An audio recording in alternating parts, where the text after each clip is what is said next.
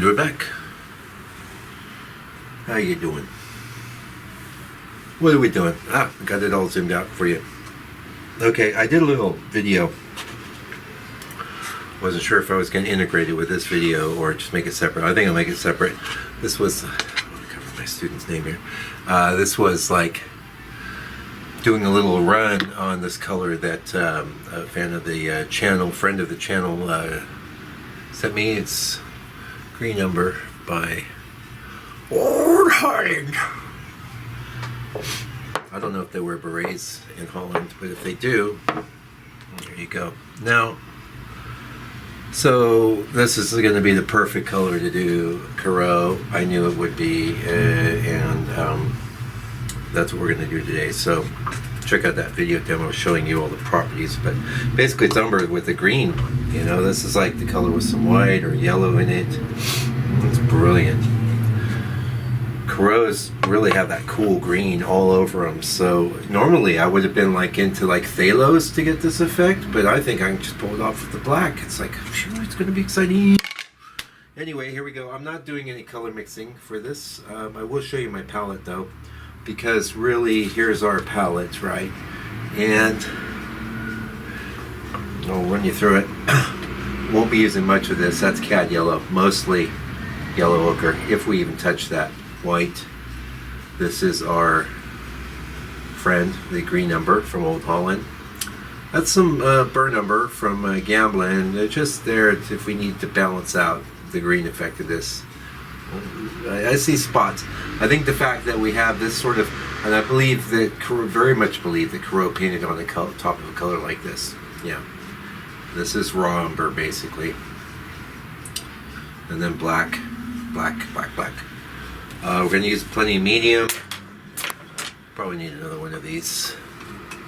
Maybe even one of these. A couple brushes, so a couple fours. These are Robert Simmons Signets. Been quite well worn, but they work well, clean them well, and they'll last for you. The two, and I got some cheapos from DOS as zeros. Wow, I grabbed 3 zeros. I don't know if I'll need them or not, but one thing about Corot is this real feathery effects he gets, you know. Just put his name into any Google search and you'll see he paints like this all the time. So I do my interpretation of that. I don't get too worried about being Corot. What I really like about him is his composition, his contrast. His palette's usually a bit more limited, way more limited than I like to work. But for today, it's going to be a blast. All right, here we go. Yeah, so we're going to start off with the drawing. And did I tell you what the medium I got? Oh, I thought I had some oil. Yeah, I have a little bit of oil in there. Let's get a little more. We're going to use this Archival Oils Odorless Lean. Archival Oils, you better, you know, you guys should send me a few bottles because I'm selling your stuff, man. I love it. Good stuff. I am in New Zealand, so this could be, where are they? Oh, they're in Australia. I think it's an Australian thing. But, you know, I was trying to remember the name of that.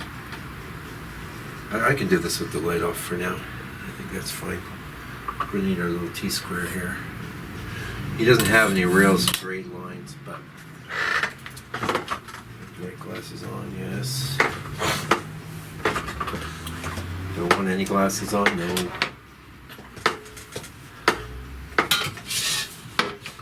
Yeah, I'm going to zoom in. So, all I'm going to be doing right now is working with this black and some oil, just so you know, so don't feel like you're missing out on anything. I'm going to draw with black. I might put a touch of that in there too, just to get us going in the direction. Yeah, I want a touch of that. So we're going to draw this with a little black. We're going to just draw that.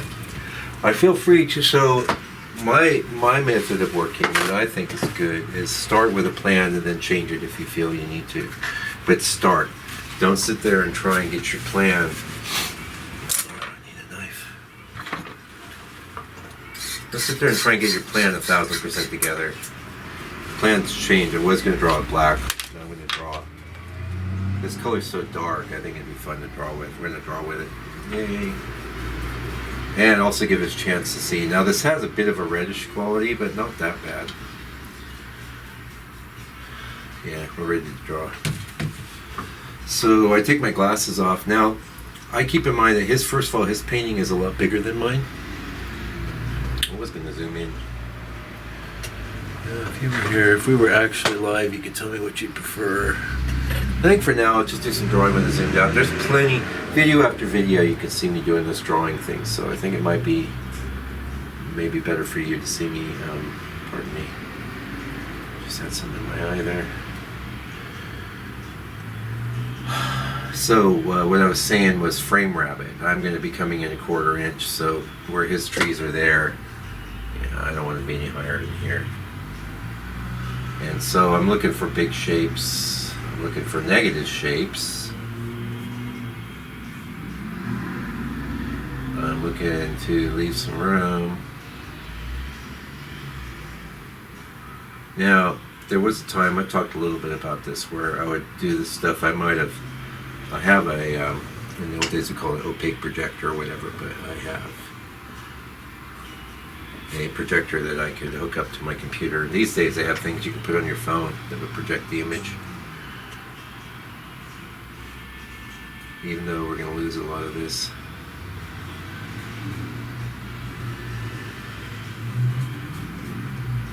Oil, more oil, just oil and this Umber is all we're using right now. Like that. We need to get too worried about things because so this is like, I don't think I can get that T-square. I think I got this pretty square. So he does a lot. There's this little water here.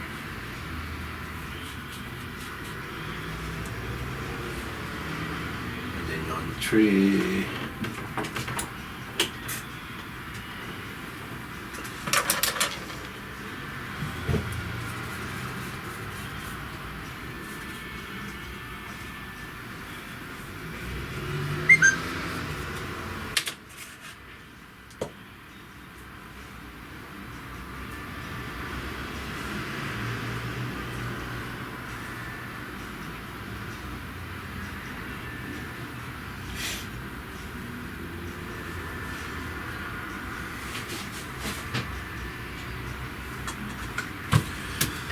Okay, so I switched up to a slightly bigger brush.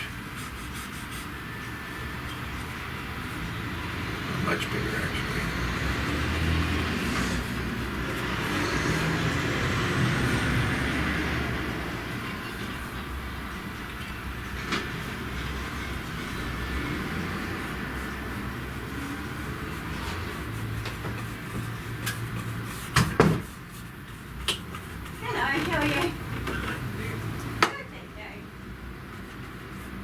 Now, this barely seems green on this board just because there's so much oil in this, but I, kind of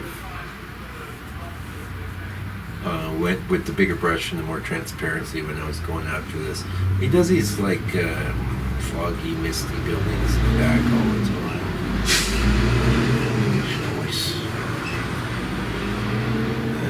That's not line. Probably got too high. So easy to do. A bit too high and hard to erase. It doesn't really matter. We are working it out. Tiniest oil and tiniest amount of paint. Let's get main tree here. Again, I don't want to crowd the. What a beautiful color. Love it.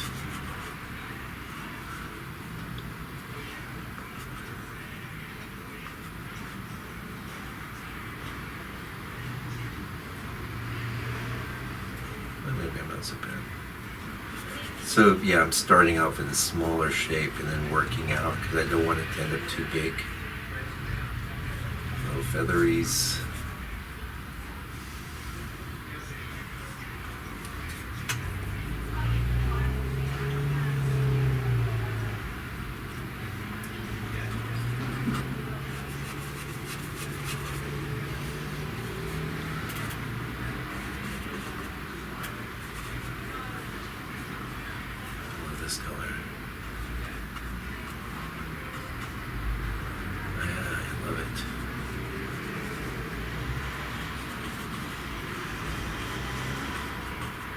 It couldn't come in a better time. Well, I mean, I'm going on vacation, but I had time to get at least one painting done, and I was really hoping I'd get it before I left. Because it's like, yeah, I didn't get any painting done yesterday. I've been getting my computer all ready for the trip and getting myself mentally ready.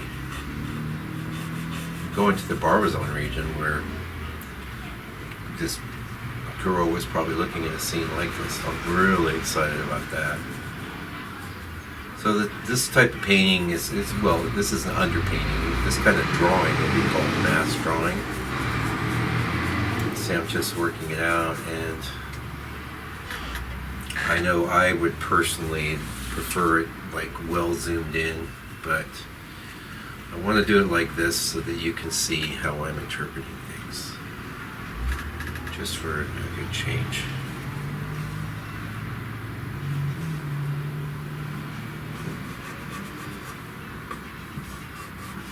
Every now and again I like to really...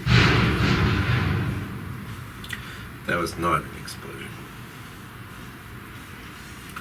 I like to really bear down. And also, why did I switch to this big brush? Because I have all these big shapes.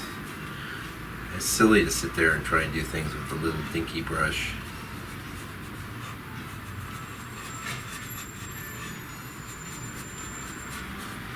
I want things a little spread out more.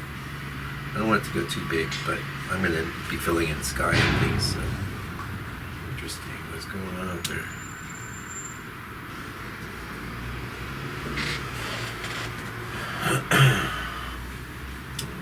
You've got the basic idea. I'm going to zoom in a little bit now.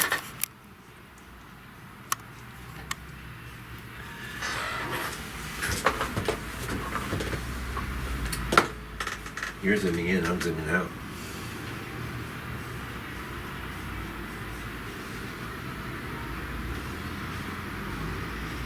I don't know what all that is. Sorry. I don't know what's going on. You're doing some...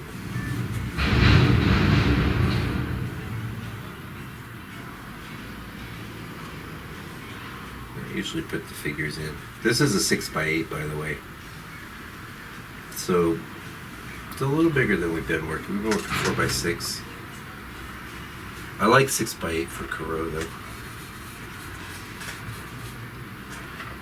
We got someone in the store. You'll be interrupted. It's alright. It's all good.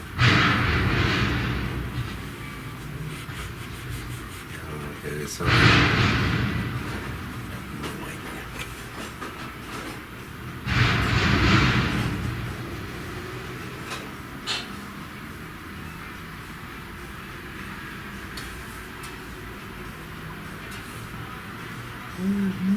idea.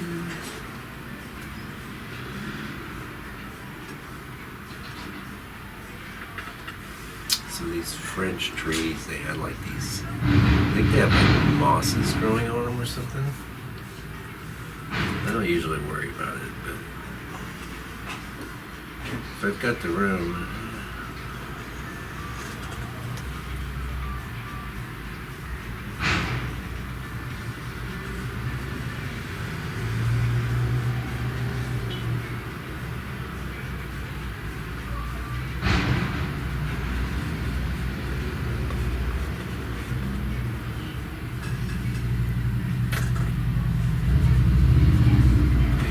on the smoothly prepped board. There's a video.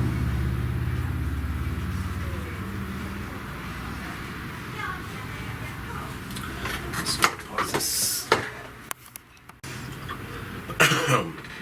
You didn't even know I was gone. Pardon me. What do I do with my big knife? Oh, I know. I use it to I use it to serve my dog some dog food. Hilarious. See, just that color. Everything we've done. Green Umber. What a nice color. Umber is gonna change my life.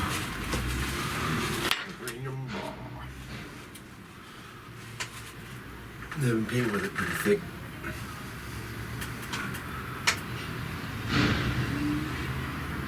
drawing. Yeah, Corot did not overwork his stuff as much as he gets that feathery feeling. I'm not going to get too crazy with it. As a matter of fact,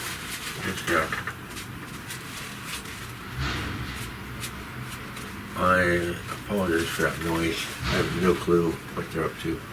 I'm actually going to wipe this off. Whoa. You know what? I've been painting with a 6. Holy cannoli. Right into the oil. Right into the oil. Yeah, you're going to see what I got mine. Yeah. Just want to get a wash in here. Oh, that's a little dark, but hey, it's fine.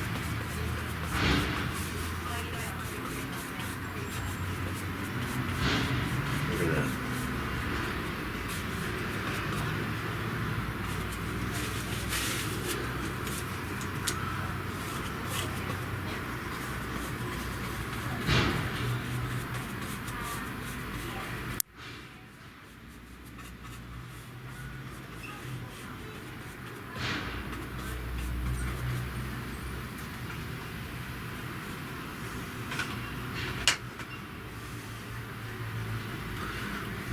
Pretty much done drawing, I would say.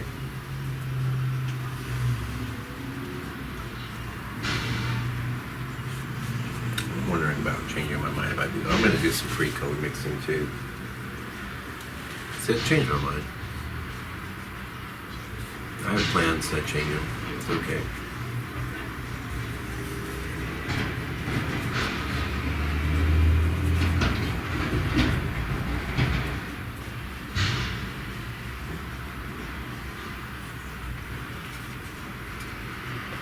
I'm going to have some black going in this too, but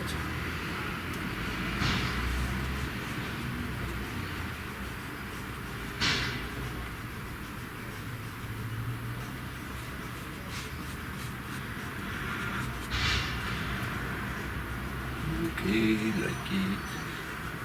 Love it.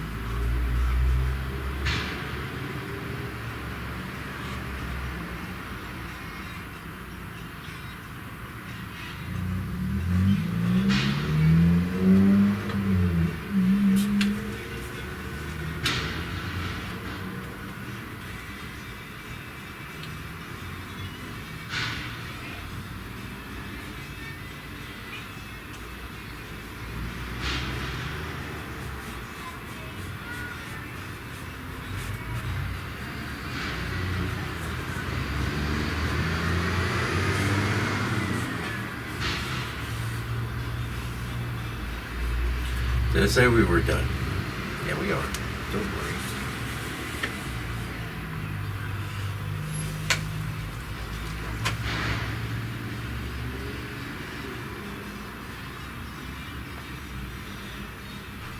Well, yeah, okay, so you saw me checking this out. It's too fat. Any one of these ones. These vary quite a lot.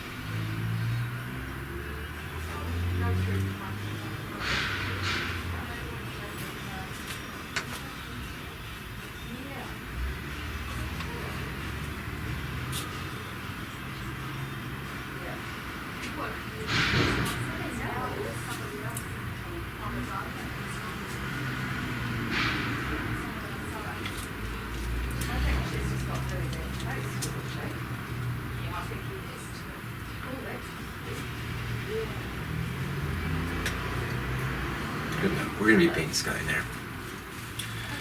We're done. We're done.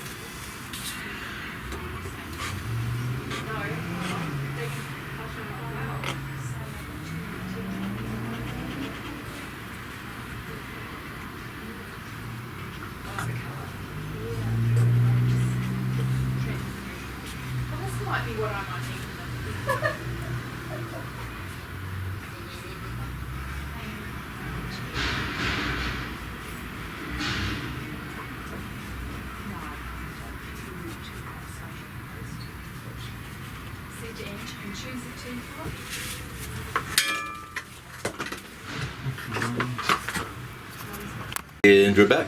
Now, I did mix a few colors, and yeah, sorry, I didn't mix them with you, but I'll talk you through them real quick. They're very simple mixes. Oh, you know what? I need some tea. Back again, just took the dog out. Yeah, so I mixed a few colors. You got your bearings. I'll leave it kind of zoomed out, so what I mix? Nothing you couldn't do, come on. Just, so in our picture is actual blue, but I'm gonna try and get by with gray. Try and get that with no glare. Gray. This is gray, it's been modified with a little burn umber and a tiny amount of ochre. And then this is an off-white. It's a small amount of burn umber, a little bit of ochre and some white. And this is leftover stuff from me trying to get it this color. Lots of times, well, I'll end up using it. And then the colors in this area, they're just variations on these. There's no point in mixing them at all. So we're gonna go start painting in our sky.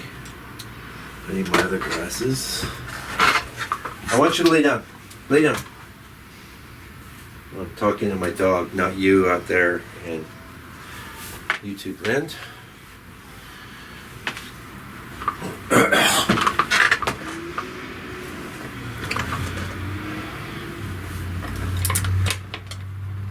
Can use a 4. Need some more oil.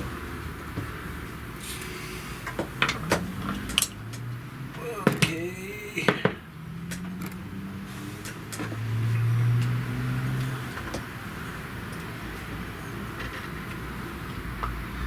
Why do I like archival oils? Because it acts just like linseed oil, but it dries quicker, and that's it. Why do I not like the? I'm trying to remember the Gamblin quick dry oil. It just has a gloss to it, a sheen I don't like. That's it. Works well. If you don't mind that, you're probably okay. So usually I'll start with this is blue. It's not really blue. It's actually gray. Sorry for that car noise. But I'm betting it's going to read as blue. It already reads as blue, doesn't it? What's the difference between gray and blue? If the gray is surrounded by warms, it's going to read as blue. In fact, an actual blue might read too blue. So, the burn umber is a great color for modifying your blues. Don't paint the same blue in every part of your sky. Don't be a fool. Be cool. Stay in school. I went a little dark there, but the idea is just change things up. Well, I really love how, this reference you saw on screen from Corot, it's just so our trees are actually a little closer together in crossing, but I want to leave plenty of room for the loose leaf effects, so I don't want things crowded together.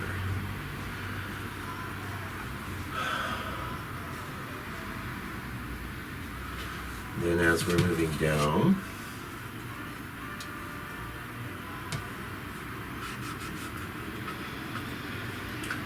a little more white,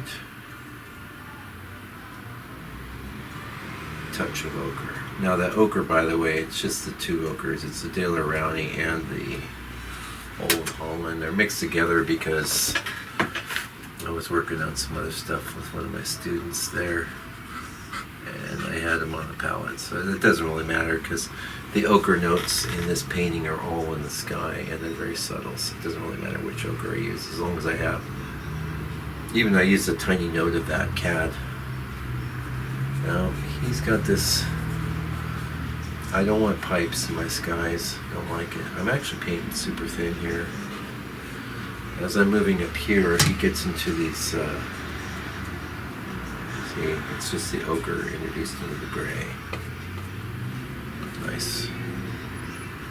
I'm not ochre, sorry, I meant burnt umber. And that's one of the reasons I have the burnt umber here, is because so I can really don't want to use much of that green umber in the sky. I see that as being kind of a land color. Oh, anyway, I was saying this gigapixel program from Topaz, it's amazing. It's on sale right now. You should get it if you need to ever. Like, this is very low resolution image from the internet.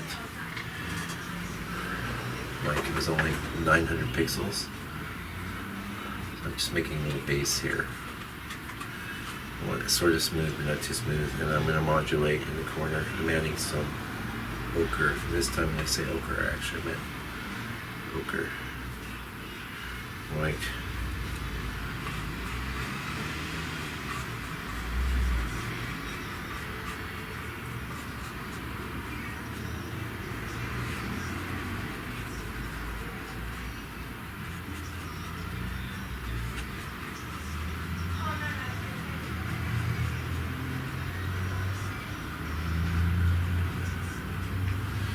Yeah, this is going underneath other things, so well, look at all that paint on the brush there, eh? Not so big a deal with this kind of looser deal we're doing here, so getting a little lighter as we move down. Just going to go into this straight up, but you see we'll have a different feel. This was the main color in his clouds. I made it with lead white, which is what he would use. He didn't have titanium white. I made it with lead white.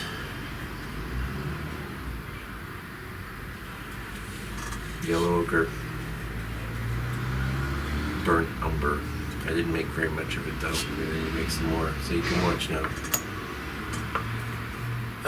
Burnt umber. Yellow ochre. Oh, I already have some here, dang. It's going real ochre-y, but bring in some of that umber, bring in some of that gray, which if we don't have any gray around, I'll just bring in some black. And then we gotta lighten it. Lead white. Easy to make.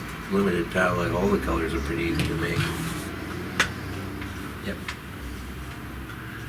So there's a slight reddishness to the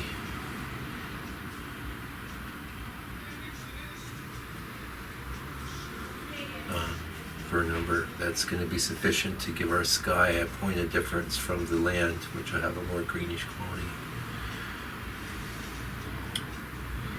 I am going to hit a note of that green umber, which is going to be, because it's a touch darker, just for here. That's nice. It doesn't really come off as a straight up green because there was so much burnt umber in there.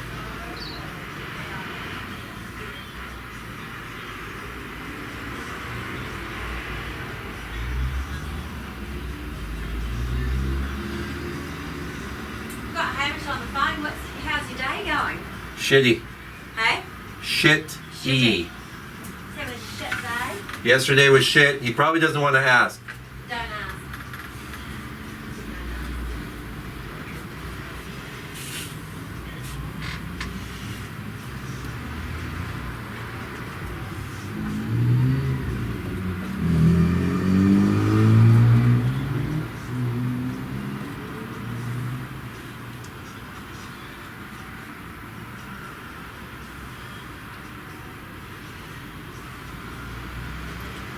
Oh man, I just recorded all that. Damn. Well, I'm gonna be on the wrong side of the adult sensor. I'm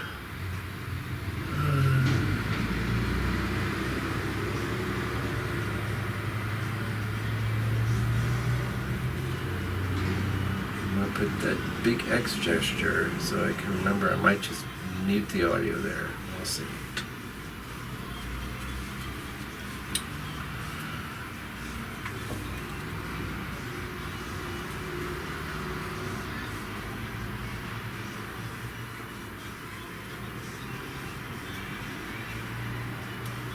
I just went and got more ochre. So you know what my palette is. Everything I'm doing is a mixture of those colors and only those colors. And actually I have no light on here, but I'm kind of do that on purpose. Am I?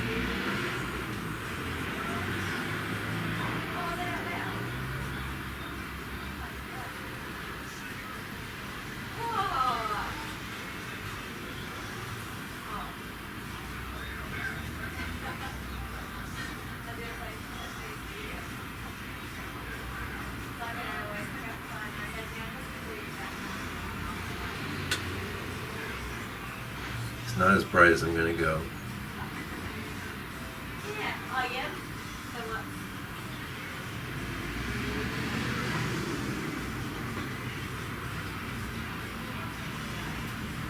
Oh, but my day is going great.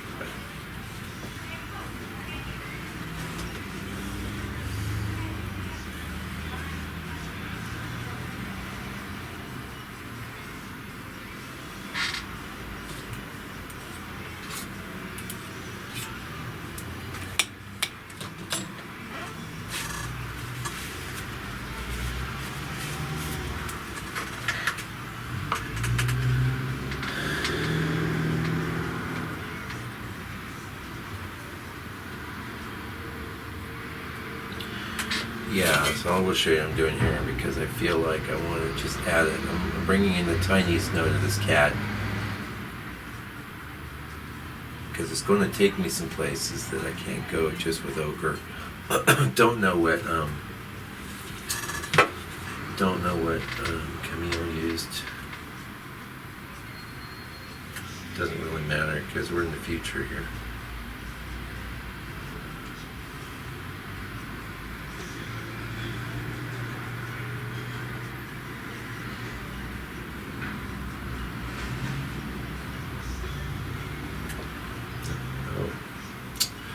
Need to mix up some gray. Well, I'll show you that too, hey? This is also, at some point.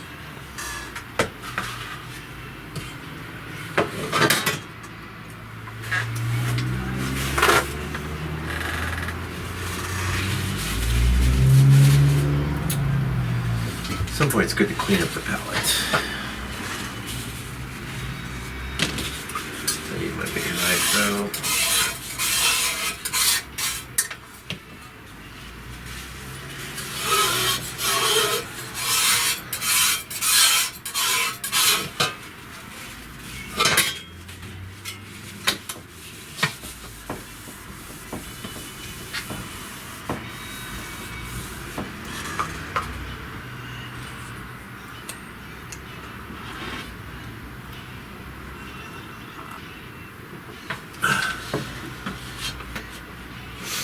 Yeah.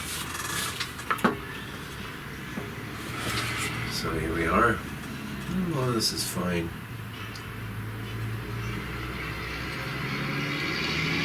Red, white.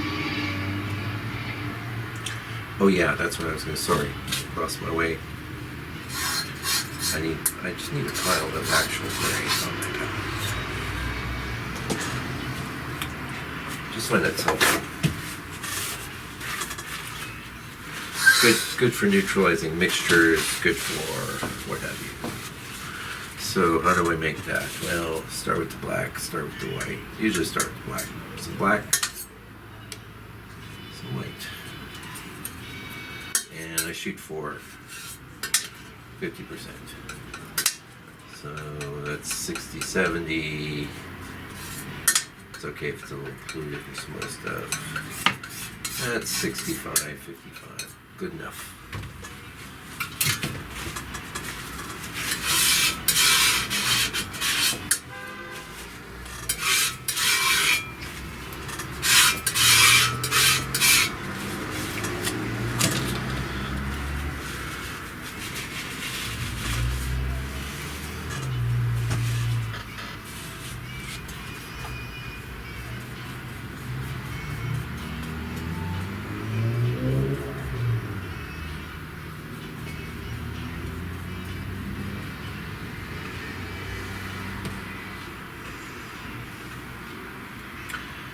Yeah, so it's a bit of gray going into this little bit of scraped up, which is kind of an amalgam of burn umber,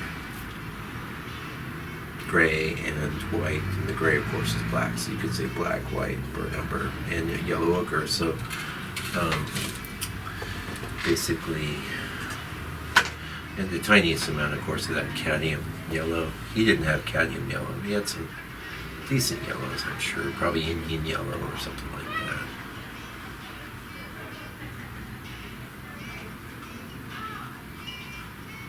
We're not going to try and retain those branches. A lot of times what I do is I go just over real thin. Because what you don't want is like get all mincy around. Like if I had actual straight up raw umber, I'd be using that right now, but I don't, so I'm using burn umber.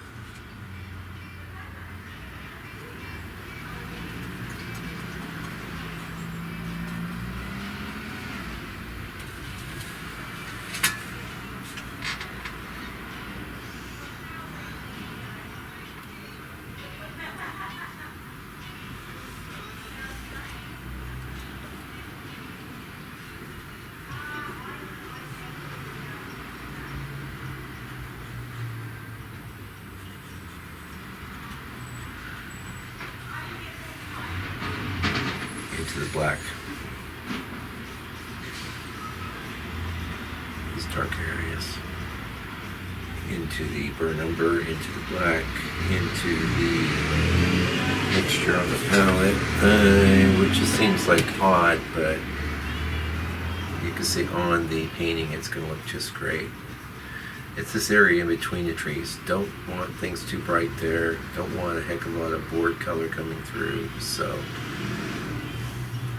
some of these are areas where I'm going to plan on doing some this feathery Corot leaves. So I play at it. His painting is not huge. Knowing his work, I've seen his work in the Louvre. Probably see it again in a week or two because I'm going to be going to France, Paris, the Louvre. Now Pierre, that grave just saw me mix.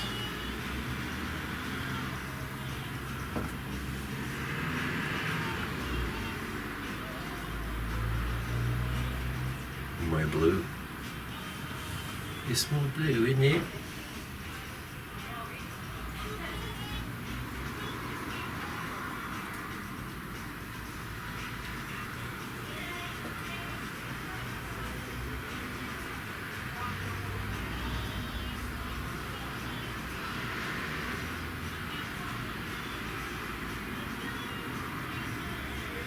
I definitely don't want any harsh edges.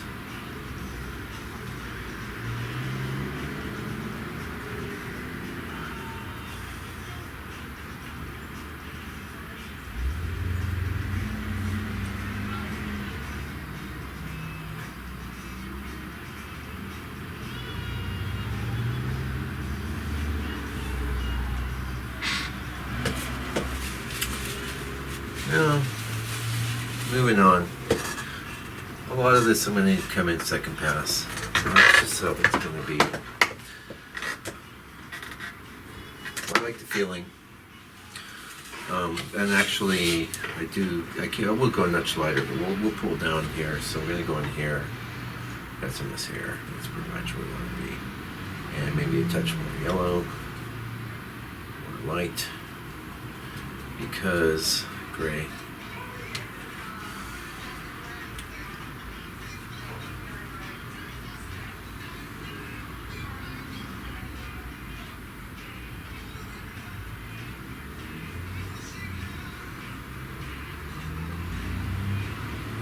Same deal here, tree, gonna paint over the top, so. I do see the value in drawing it. Some of it will survive. Burnt umber.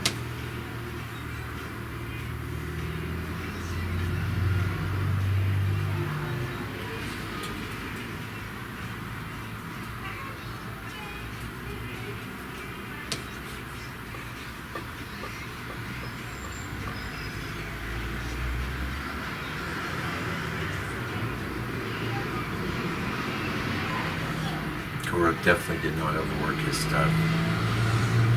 When you try and do Corot, you better not try and be too tight because it's real loose. Which is, one of the points difference between, say, a Corot and a Claude Lorraine, right? Claude Lorraine being my generation or two before. Sorry, I'm not an expert in art history. I'm pretty, just focused on, what matters to me as an artist. Not really, dates and names. So, just want to work in some of this lighter stuff.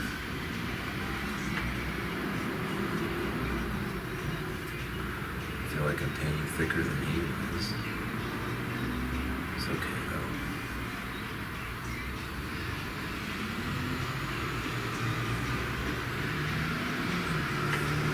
Intuition is your friend. Although there's lots of artists that are great artists that are called what we call sensor types. I'm an intuitive type. I think it's harder for us to get good, but if we stick to it once, we get good. Some of your best artists are intuitive types, where a lot of sensors, they already just see the art, they just see it. They're very sensitive to it. They're picking up on a lot of things that we might miss. Those of us that are less observant. Which is, I'm not the most observant guy in the world. The things I know, I know because the things I'm teaching you and telling you, I know because I learned everything the hard way. I'm not that, well, let's just say I've learned it the hard way. How about that? You can learn it the easy way. You can just watch me do as I do. I'm liking this. I'm really liking this smooth board. And haven't got into our Umber green yet, but we're having a good old time on this board. Just making sure to get most of that. The underpainting color will kind of jump out.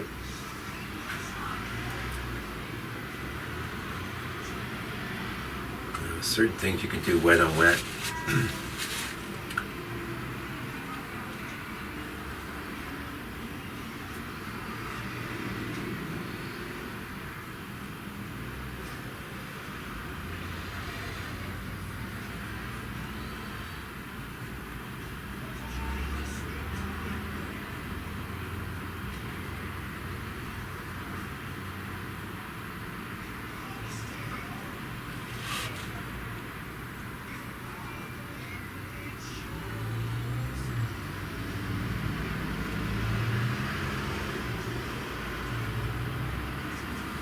Like it.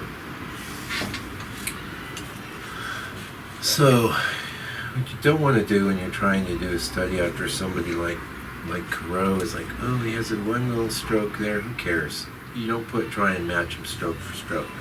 Match him feel for feel. Okay. Quote me on that. And as we get down to the horizon, I started in with this lighter color, but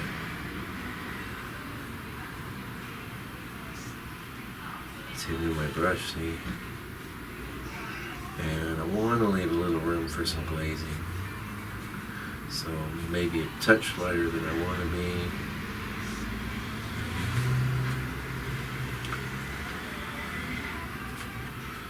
Into the white, into the ochre, into the white, into my mix. Not just white and ochre, but it's muddy, it's messy, it's dirty. Don't want to mince around tree branches. We'll paint them over the top.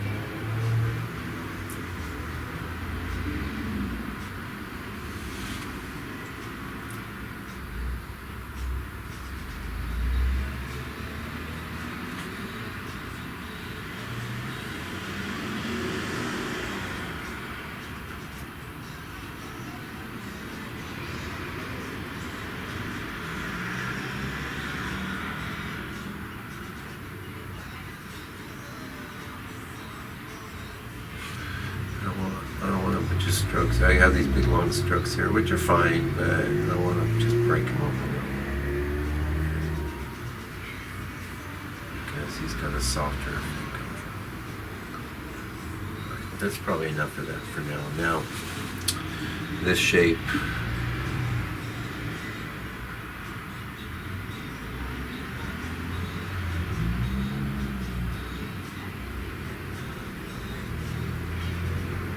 A little lower.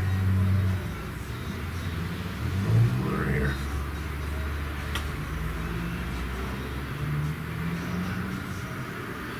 That's sort of my dry brush move. It gives me a very different result on the smooth board than it would on the texture. I can get what I want on either one though. It's good not to be reliant on your texture if you're working on a texture. Looking at this, I want this to come all the way over.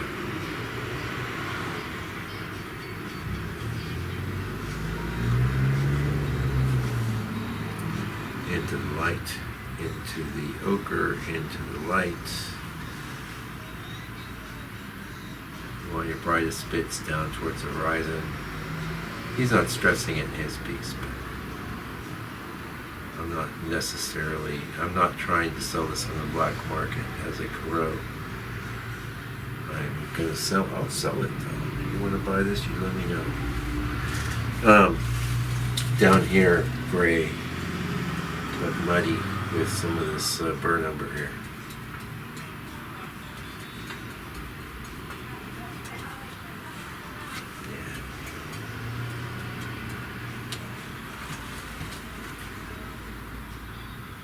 Yeah. Very indistinct, everything he's doing here. And then as it gets closer to the tree, I am going to grab some of that green umber.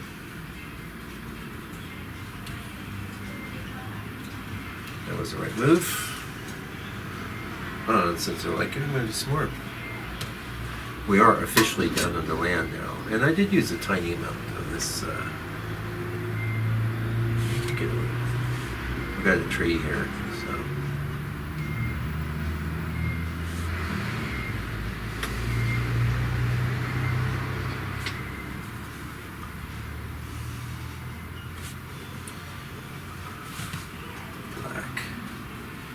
Make sure I get enough of my brush. It's not going to ever come off like black because there's so much stuff in my brush.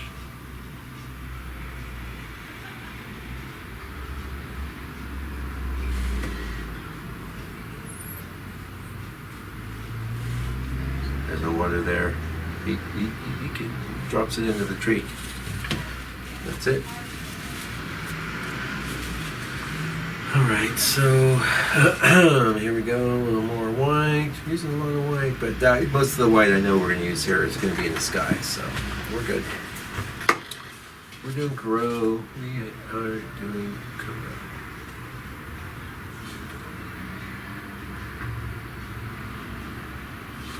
So one thing's strokey, but I don't want it looking polka dotty. So we'll do some joining up of strokes.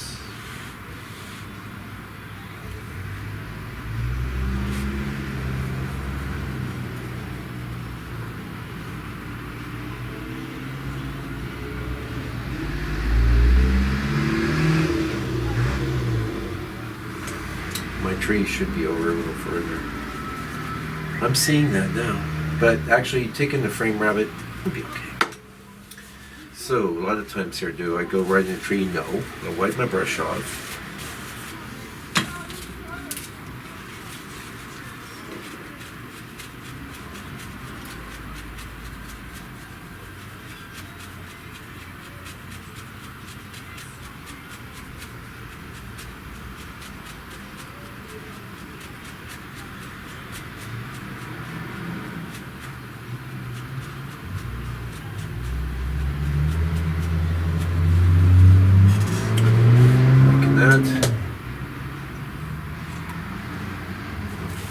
From my angle, I see a lot of glare, so that's why I was kind of getting things with paper towel. I'm gonna wipe my brush off again, because so there's a lot of time after coming with that paper towel, I just like to integrate maybe some of the textures, maybe it's made some little weird blobs or something. I like how it breaks things up. Makes things feel organic. You could tweak around with your actual brush for ages and not get the right effect. He has definite like white here, not bright white, but it's definitely not just a gray streak. So here we go here.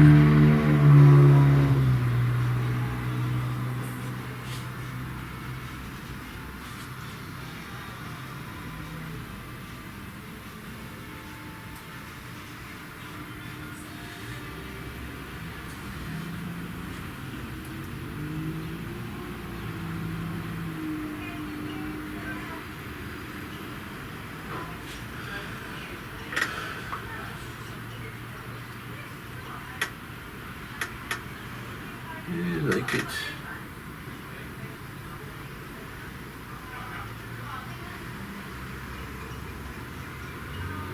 I like it. So what do I want to do is back here now.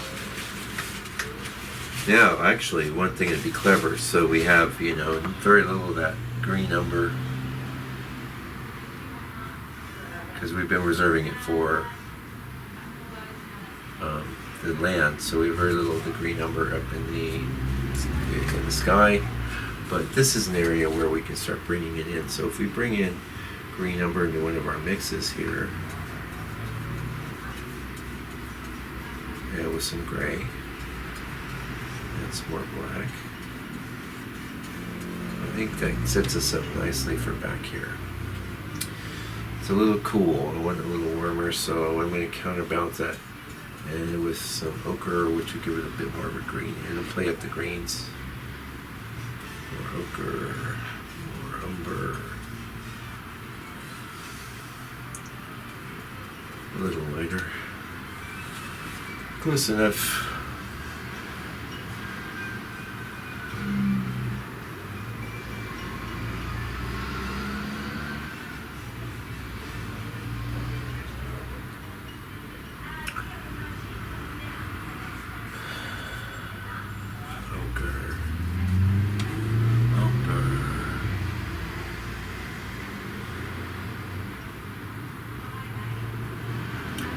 Remember what I said, if you can't get it perfect, you at least have it fresh and emotionally vibrant, that way there's a chance people will look at your work. Pardon me. You get too tight or whatever, no one's gonna look at your work, be your mom. Even she, trust me, is not gonna spend a lot of time looking at it when you're not around. Okay. This gray. It's just got to be different than that. Darker. Distinctly different from the sky, but not by much. Because I started the process here. And we'll break up that edge. It's very soft, yes. Hey!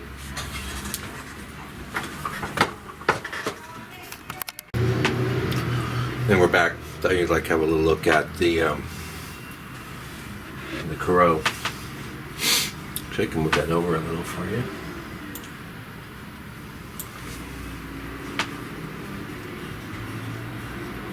One Corot is much like another Corot. It's very consistent. Anyway, like I was saying, I used the gigapixel to sample this up. It's brilliant. It does a brilliant job. Oh, sorry. I'm having a brownie. At least I'm doing it off camera.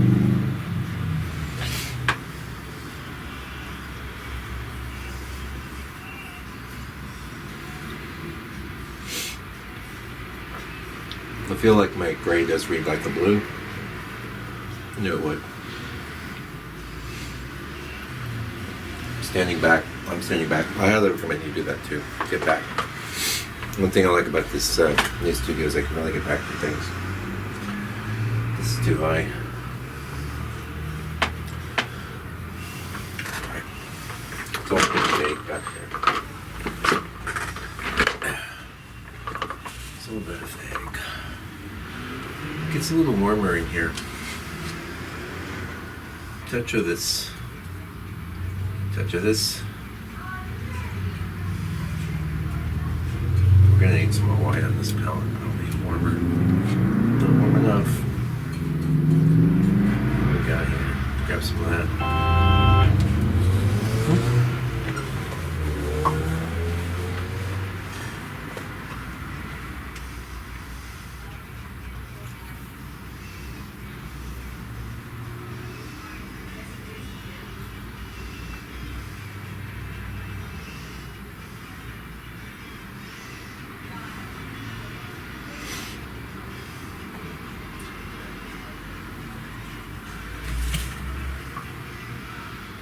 Yeah, there we go. We hit it. Always modulate. Always modulate. So important. I'm going to paint over this tree. I don't want it to be all weird. That's so important. I always say it all the time. I repeat myself.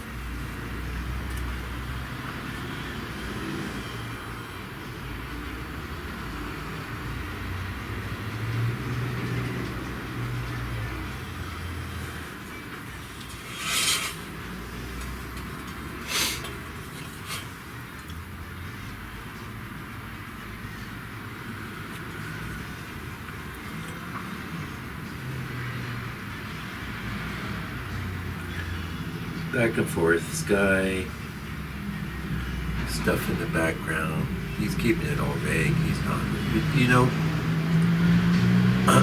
Yeah, I'm on themes. I'm on themes. I'm on themes. You're picking that up. If it's vague in the reference, keep it vague.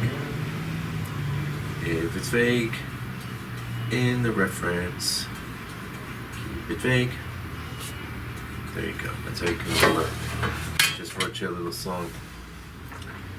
He's good. This is actually a pretty good paint you do with the light off. I feel like it's working out well. Now remember I said that was too high, and it is. Wipe the brush off. Get some more of this extremely gooey Rubylev. Haha. I managed to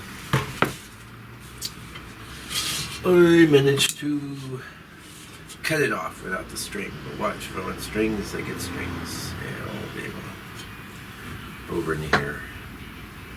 Over into the gray. This is gonna come lower. Dirtier. Lighter.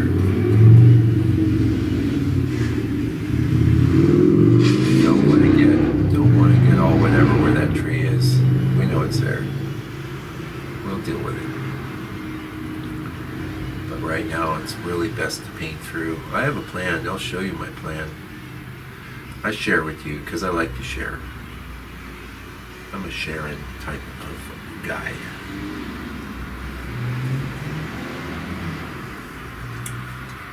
Yeah, here again I feel like this, you've seen me do this a couple times, but it takes on a certain depth, you know. When you try and do everything all at once, it seems very flat.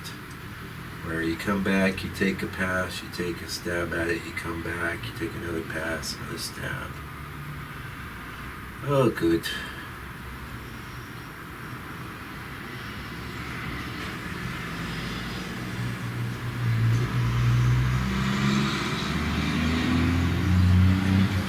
Getting some errant brush strokes there. You want variance, you don't want things too smooth, but you don't want too much. Okay. So we brought that down.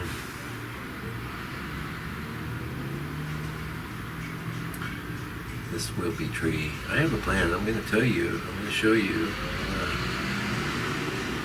We don't want little bits of board here, so that needs to be more sky, just straight up.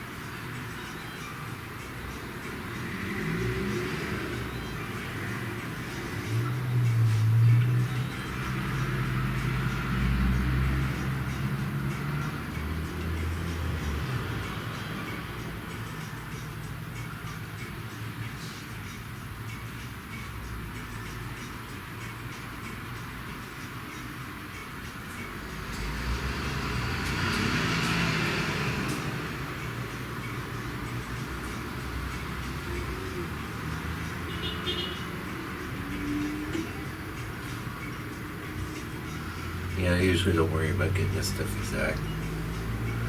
Because, okay, just to repeat myself again, in the process of getting everything exact, what you're going to do is, instead of succeeding in getting a good painting, you're going to have things that are really tight.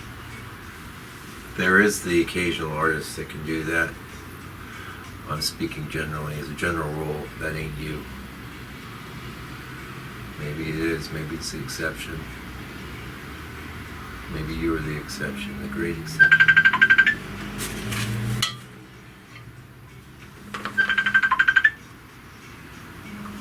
Hello? Right. Little interruptions. They're all good. It's all good. Oh, we don't want to use that brush. We don't need it good. So just... So you notice, like, my speed varies. Like, sometimes I will slow down. Like right now, I just see bits where we got board coming through, which is not the end of the world. It's a fairly complementary color, but it's just hitting the light a little different. And then here, slow down, slow down.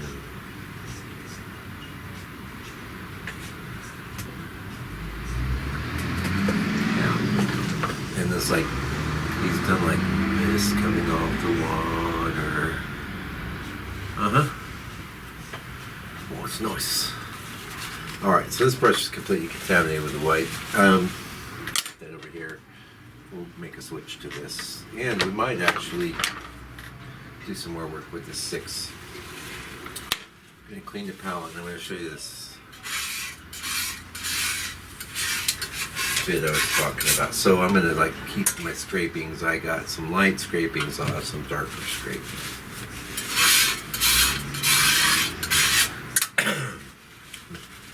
May be able to use those. Never know. Because they're contaminated with the, pardon me, with the oil though, you gotta throw it away if you can't use it. Yeah, he's got like weird dark things here. I've been fighting it, so that's probably a good thing to wait for second color pass. And so, as is some of these things I've been trying to pull off in the sky, I will just lay right on top very easily. Where now I'm just struggling. I'm struggling. See? Well, it looks nice. I mean, I could. It'll be in a state where I could walk away. All right. So this is what I was talking about. Doing a swab. Tighten that up. Don't get too crazy, or you just pull the cotton right off. Press, squeeze.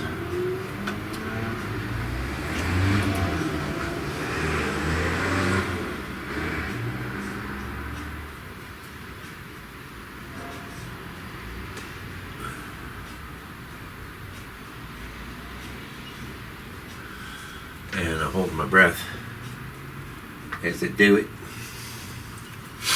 because we're basically cutting through all this wet paint, and we got one chance to do it.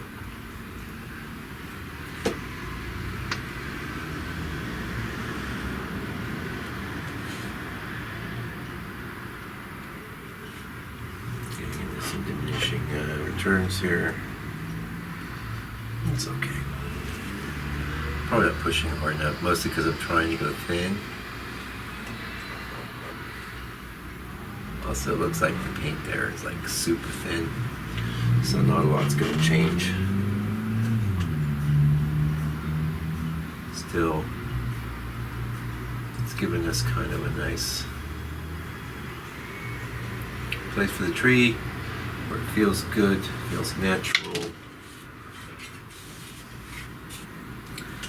Go a touch thicker here, even though it won't show that much, but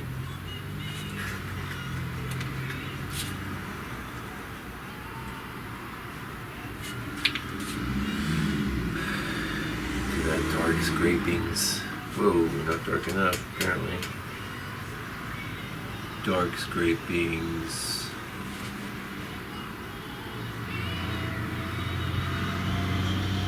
from my angle, I see some weird white strokes. Oh, just vague. If it's vague, painted vague. It's fine for now. A lot going on that tree, and I may not even try and do it right now. I'll probably do it in second color pass.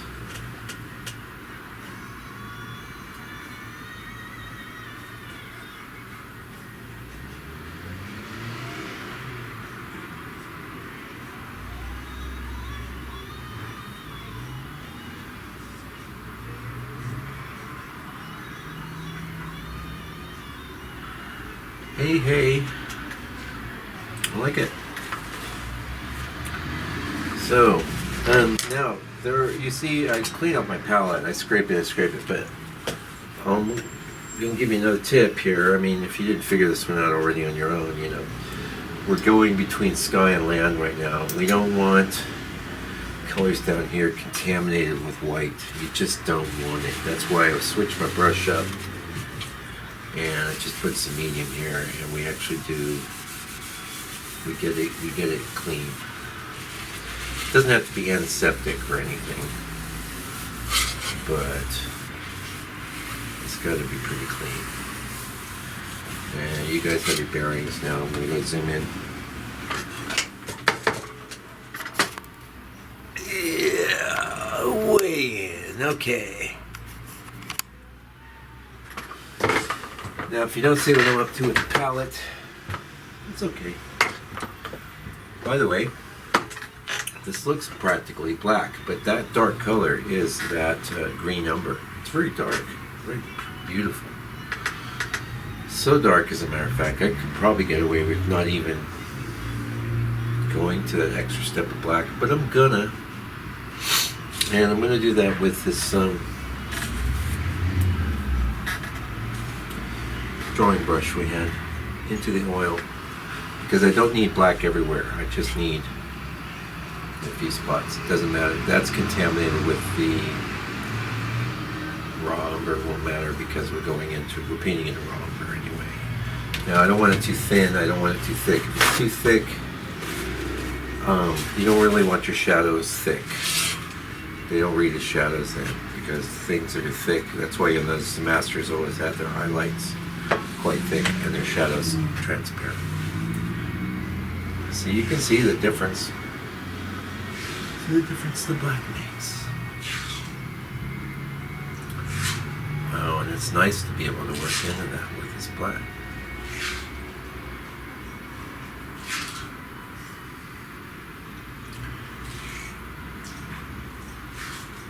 Corot doesn't get enough credit. A lot of people don't know who he was. More people, I would say more people know Corot than Ines, because he falls into the whole European art history thing. Like, he's the grandfather of Impressionism.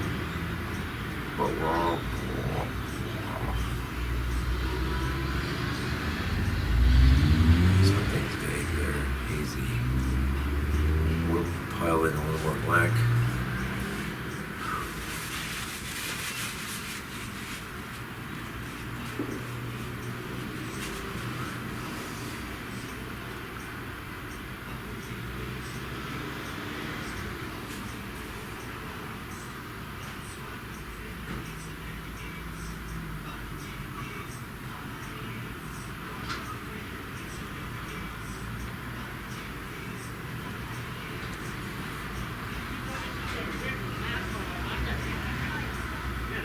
Working into that wet paint, you will get streaks.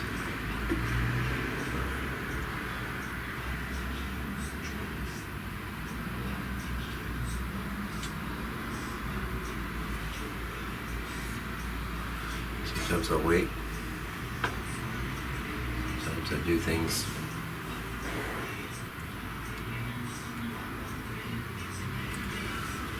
We have a lot of technology they didn't have in Corot's day, but right now I'm working with pretty much all the tech he had. Got brushes, I got paint, oil paint. I'm liking that. And I can really see how he ran his brush through the wet paint to get a lot of these branches. Definitely has a fresh olive prima. So, okay, let's just say you want that over the wet. You gotta thin your black. I just added a bunch of oil, and see, it will do it for me now. It's got to be thinner though. It can't. You can definitely get away with this. Now that's one of the problems. See how it etches its way through.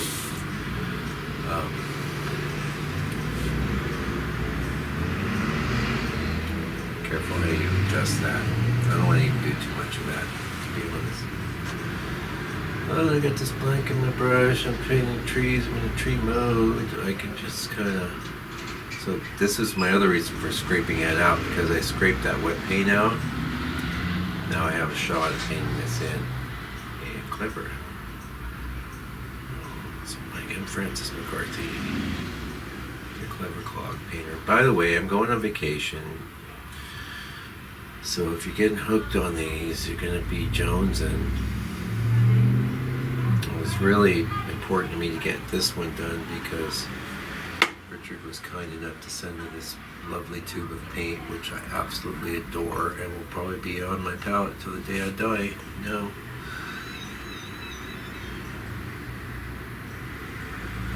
And I wanted to get a demo done. That's really darker than I meant to go. But we're okay. It's alright. So I have a strategy here. What I'm going to do is kind of push up your toe like that.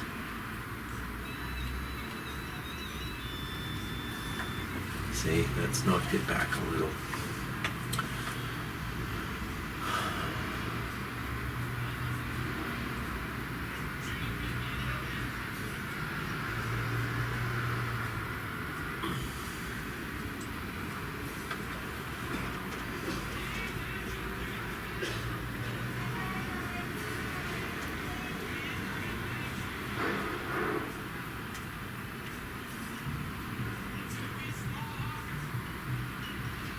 So remember I was saying these trees are closer together. I want to leave myself room to do some things like we're doing. So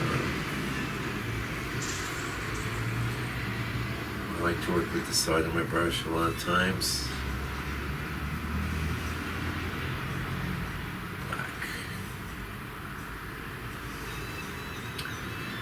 Okay, so you probably know this already, but hey, I'll help you out. If you don't know it, this is really important.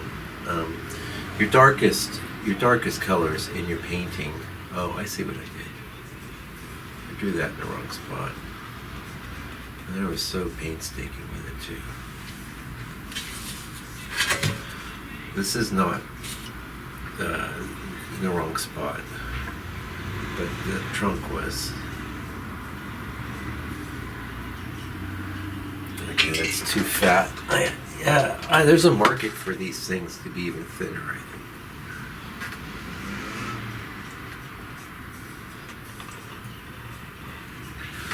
And even if it's too thick here, quite easy to just come in and trim away. Trim away the heartache. Trim away the tears. Okay. Oh, I'm gonna have to pay copyright on that or what? Copyright strike for singing the Brian Ferry song. Okay, nice. Now, I also had that figure sort of in the wrong spot, and it's so vague. He didn't spend a long time working on this figure. Arm, leg. He's like bending over collecting something. He, she, they. Little head, and the head is a little bright yellow. Hey, it's clever, Corot.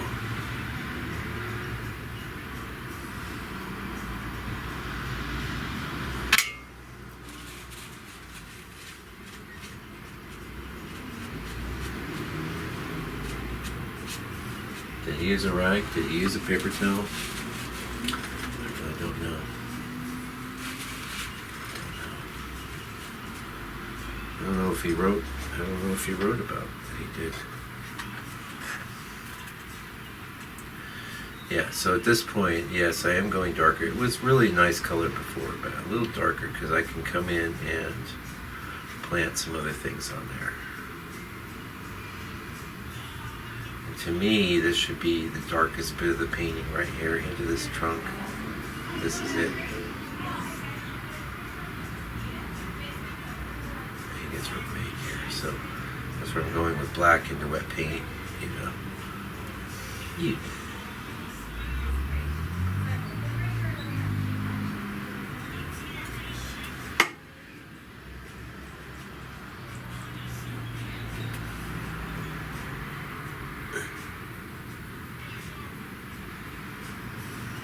Okay, the thing is, what's happening is pulling the paint in. I'll just leave it for now. Just gonna leave some of those tweaky branches and stuff for now. Okay, dark, dark. This is already pretty dark, but this is like the dark that came out of that green number from Old Holy.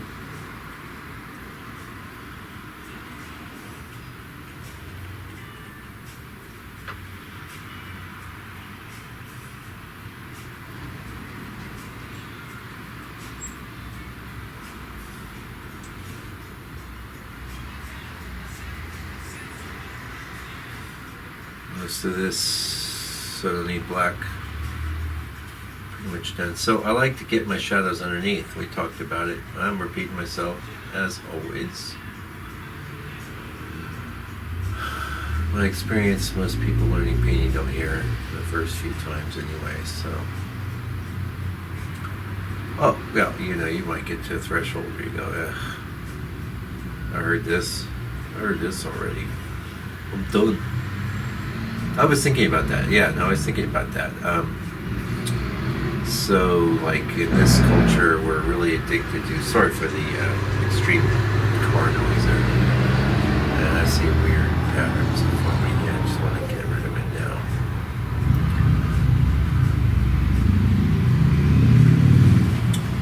Like in that.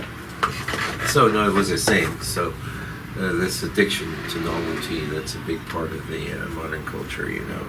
Oh, I've over that, I've seen that before, da-da-da-da-da. It's like, okay, well, maybe you like hamburgers and maybe you like pizza, right? I love pizza personally. You only gonna eat your favorite pizza one time? Is that right? No, you said it's foolish, Mike. It's the same thing with art. It's the same thing, you know. Like Corot, perfect example for this because he did a lot of paintings that look like this. He sold them all.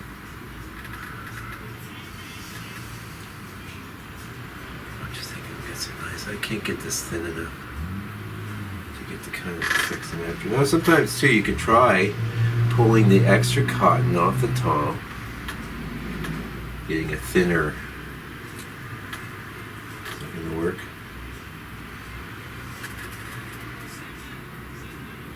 No, all it does is put fuzz in my thing. Oh, you can see what it's trying to do. And I did a bit of it. Sorry. All right, enough of this black. That's my chair that creaks, by the way. All right.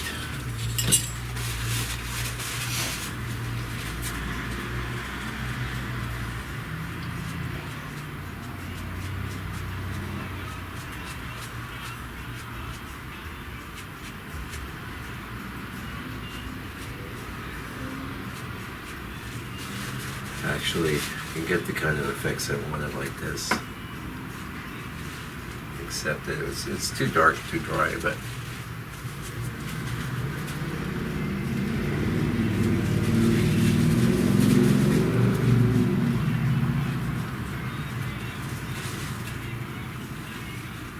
looks like this green never sets up real quick, just like raw umber. I'll have to look at the pigment code on it. Maybe we'll do that before I sign off here. Alright, so now a lot of times what I do is work out of my darkest shadows into the mediums. I already have like a lot of mediums stated, so what I'm feeling like right now is just scrape this black off here. And seeing what kind of nice greens I'm going to get. It's a clean brush into the oil. Here's our lovely green umber. And here's some lovely yellow ochre. And I'm really interested in just seeing the greenest possibilities of these two. It won't be quite a note of white, a note of black. We're not going to hit Corot. Maybe I'm wrong. It's not bad. I'm trying to hold off on this little note of that. I'm going to do it. I tried to do it without, and this is a little far. You can see there was the tiniest amount of that just pushed that very solidly into the green zone. Green zone's like the friend zone, but for colors. Yeah. So.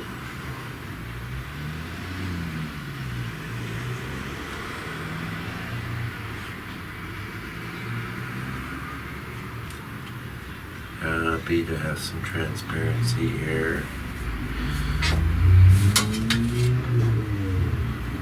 Back into that.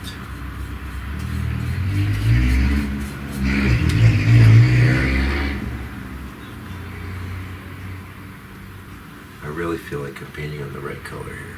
I really do. I mean the right ground color. This raw umbery brownie.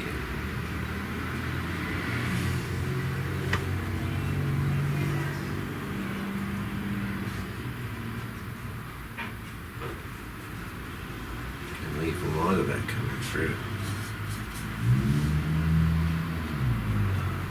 Not so much in the sky, but here it's working.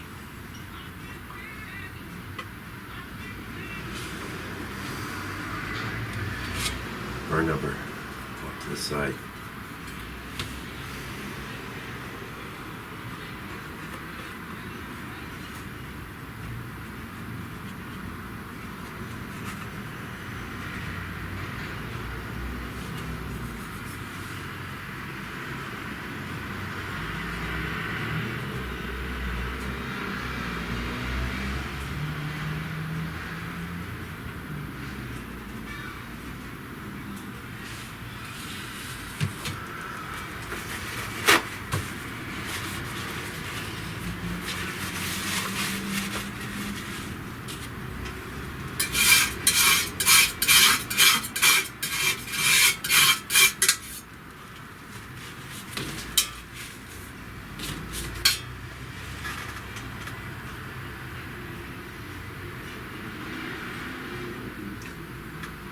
I got two modes, like quick mode, slow mode. Slow mode's usually coming and cleaning up. Hello, how you doing? Good, good. Are you looking for anything specific today? Just having a nosy? Oh, good up. Yeah, good up. Do you Anderson and Carey cabinet by any chance? You sell Carey cabinet? We sell some. We buy some too. You know. Yeah. Are you looking to sell or buy? Okay.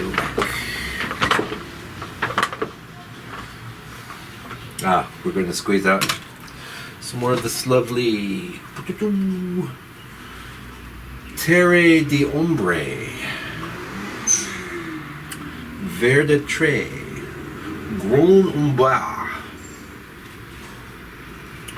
or as we say in English, green umber. Green umber, where you been all my life? You're a beautiful color. You're kind of flat. I kind of like you. Okay, so I'm almost getting to a point where I feel like I'm done for now, because I feel like I've done most everything I can do wet on wet, and I don't want to lose this life that I have. So this is, but there are some places to go. So where I want to go is wipe off my brush. And what I'm interested in doing is going into the green umber with just some oil and sort of thinly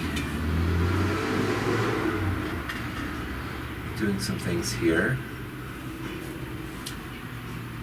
He got these tree effects, and they look very much like what I'm getting here.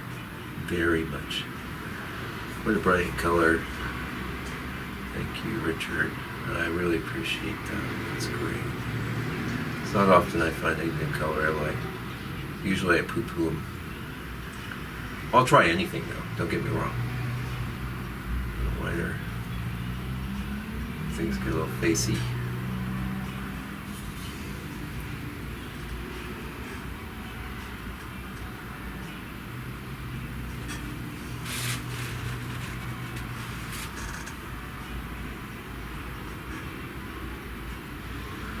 Gets along great with the black. I noticed that.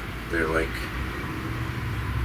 getting on good. Now I'm going to bring in some ochre into this trees there. I'm kind of got things as dark and as whatever as I want, but this is really brilliant for, like, it's transparent. So a lot of times I might try and pull this thing off with Mike's green, which is black and Hansa yellow.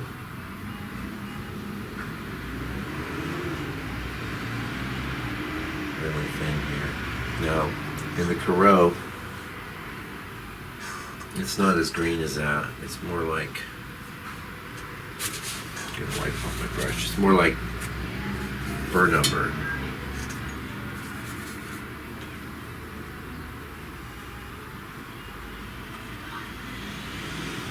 Extremely thin paint here, and wet on wet. I mean, I don't know what you call this technique, but it's working great with this. We're umberific.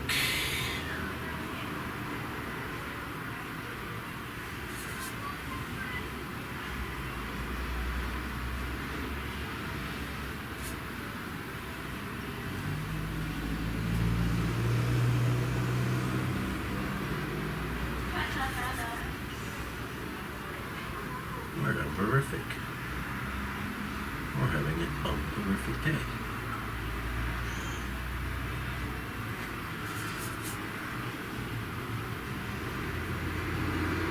Just a lot of oil.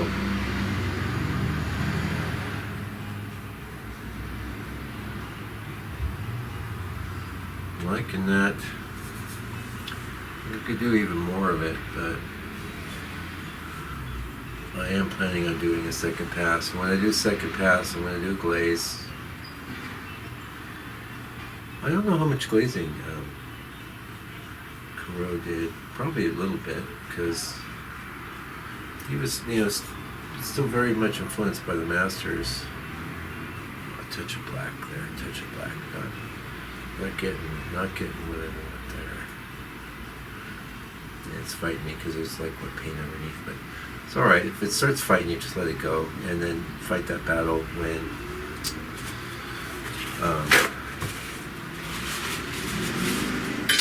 the painting's dry. You can do all kinds of things that be very, very difficult when I'm wet. When the painting's dry, you're just working wet over dry. It's a piece of cake. So here, do I have enough ochre to do what I want to do? I don't know, but getting into the ochres, no, I definitely don't. And that's fine, because I've squeezed my last squeeze. Squeezed my last squeeze out of this. So it's a good chance for me to show you. Georgianola.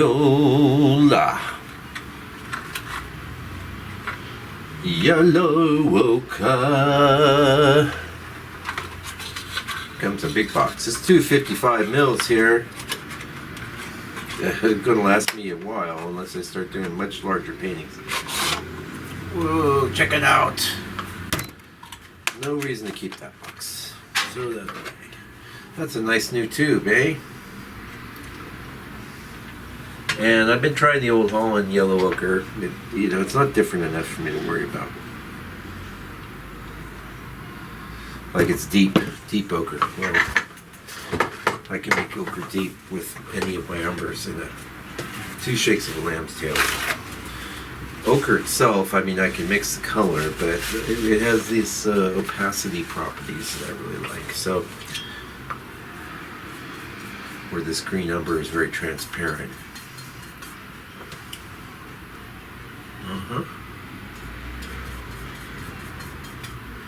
And a little bit of burnt umber.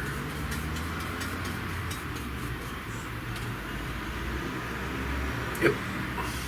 Don't need a lot of this.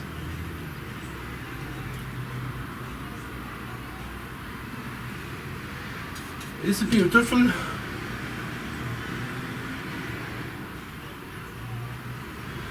want to keep it loose if you're doing Corot. Corot is loose. I can't believe how loose this painting is, actually. Hello, how you doing? Thank you. How are you? Good. Good. Have a little nose. Yeah, Ash is warmed up to me. We Okay. get. Yeah, no, we get on. He's warmed up to me too. Oh, he likes you. He's been staying over, so he's been getting very Oh, warmed up. yeah, he's real lovey. I see that. It took a while to get there though. Yep.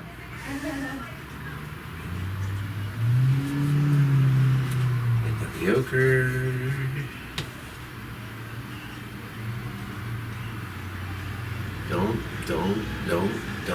Don't overwork it.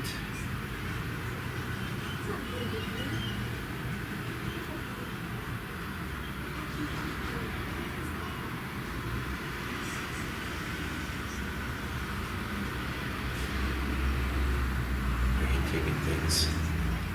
Oh yeah, there was that too. Almost forgot. So back into the green umber.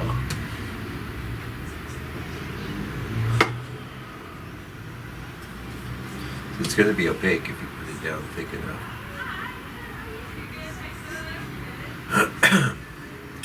I'm adjusting a little for the frame around the hair.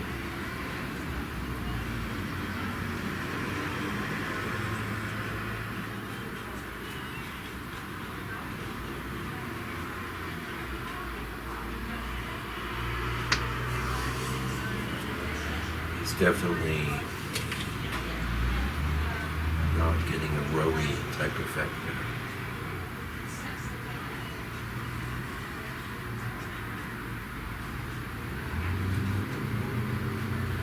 Not gonna get too crazy with this.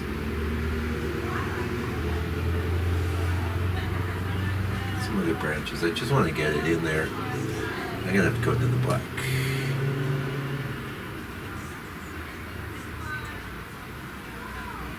I'm working on the wet there, so don't get too crazy.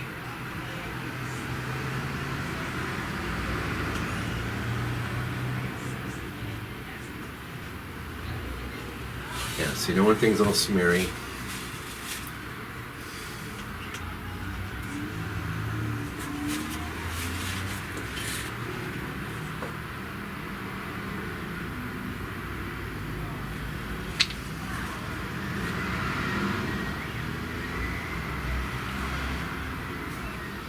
Don't try and do it all at once. I can see here a little more of that green made from white and umber and ochre. I am going to do a touch of that. You're on the palette.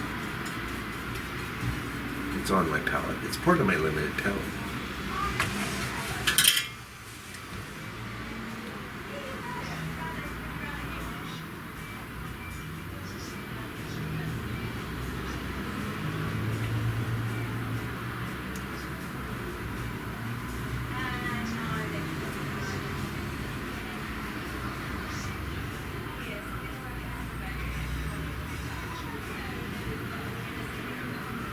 I really feel like this is probably the truest Corot study I've ever done.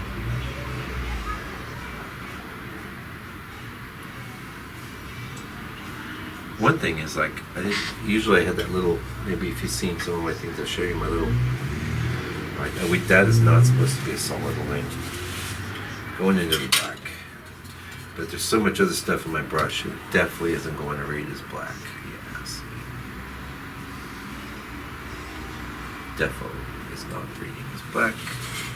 Back into this, back into burnt umber. Just sort of with all this green going on, it's kind of having a neutralizing effect.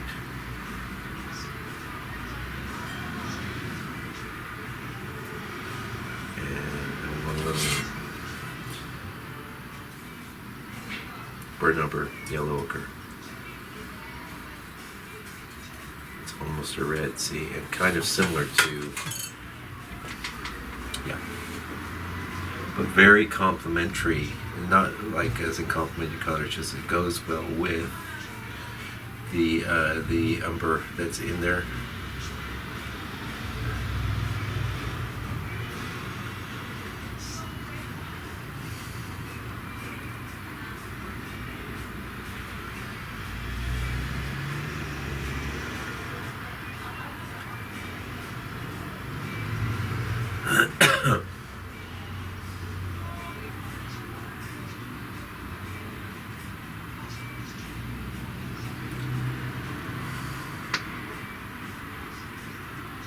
Some darkness there, but sometimes that's why I put it underneath. I want, I want to mix into it. I want to do things into it. I'm really enjoying this, really happy with it. And so much so that, like I said a minute ago, I need to get into the more solid greens down here, but I'm really super tempted to stop. He's coming up from below some of these lighter greens. A little white, a little ochre into white, ochre into this.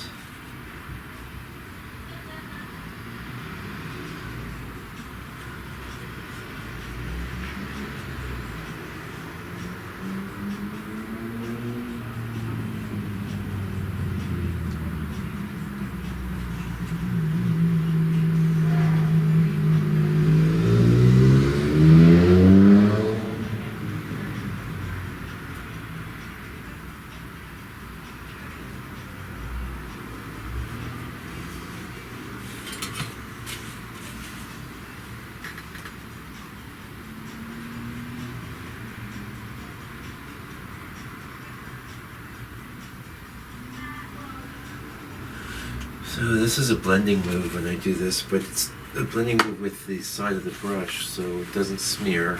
It just kind of works things in together. There's any number of ways this could be improved, but most of the ways that we're going to be able to improve it are going to be based on a glaze and then putting a few more notes in. Well, I will say though, it's working out. I probably could I really don't want to fight to put white in there right now. Do I?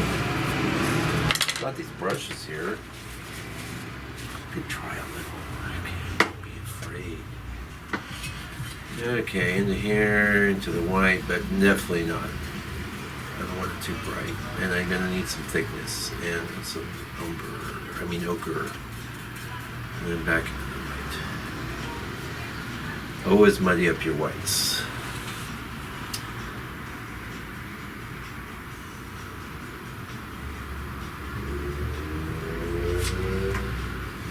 Quite eye-catching in his. So, more oil. As it gets into here, he just kind of does a little.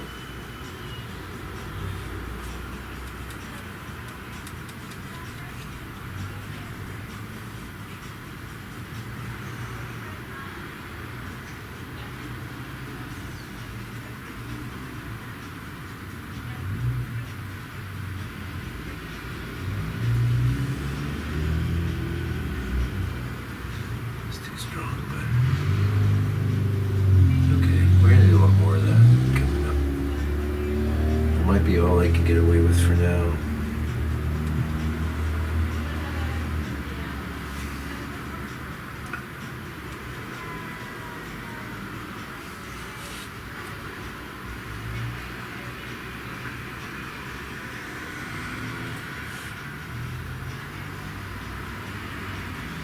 Definitely feel the lead whiteness of what he did.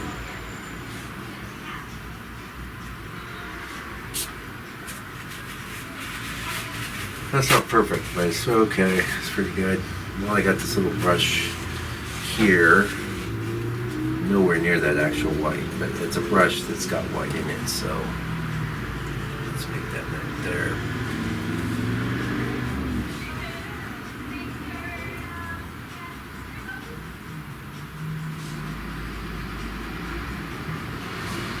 And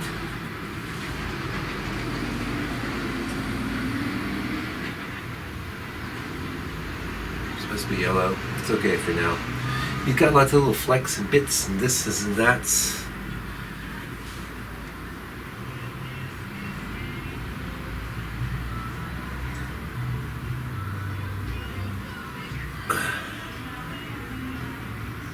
I hear me hold my breath.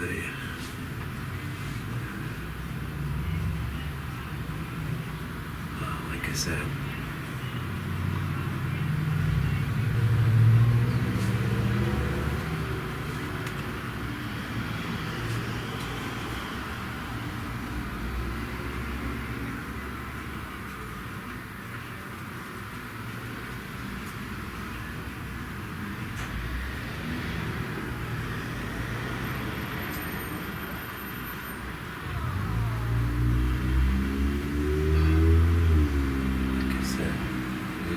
Good. Did I say we were done? Did I?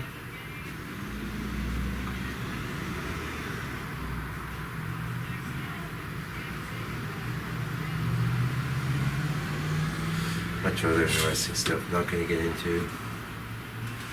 Knock that back a little. Leave it for later. I don't want this fighting me later. I'm just going to knock it back a little now. I got a later type plan. Alright, so I think we've done a nice job. And I think hopefully this won't be too long a video.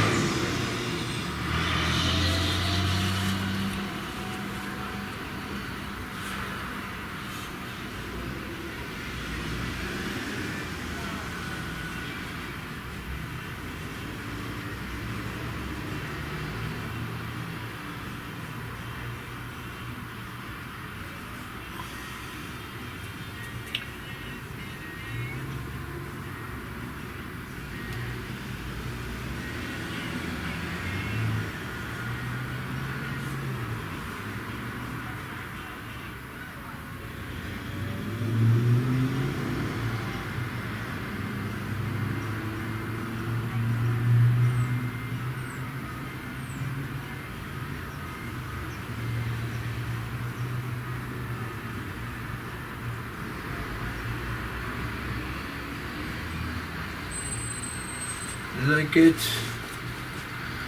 I like it. Love it.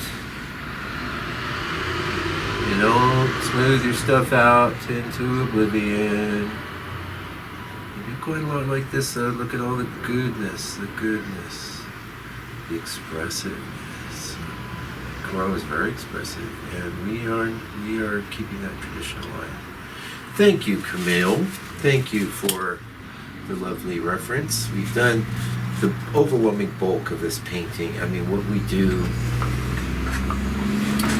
Let's zoom on out so you can have a look at the whole thing now. Paper towel. Yeah, I love it. It's great. A glaze. And there's more bits of this and that. So it's going to be all done. It looks really great. Richard, thank you. This is awesome. Ooh, that is renumber. Yeah. And it's wonderful. Thank you so much. Thank you for joining me today. I'll be back with some kind of video. These live videos, like I say, I'm going on vacation real soon, so yeah, I won't be able to paint. But trust me, I would love to be able to painting through my vacation, but usually it doesn't work out for me. So, but that's okay. Sorry. Absence makes the heart grow fonder, and we'll see. Anyway, thank you for joining me today. I'll be back with another video real soon. Meanwhile, please take good care and stay out of trouble.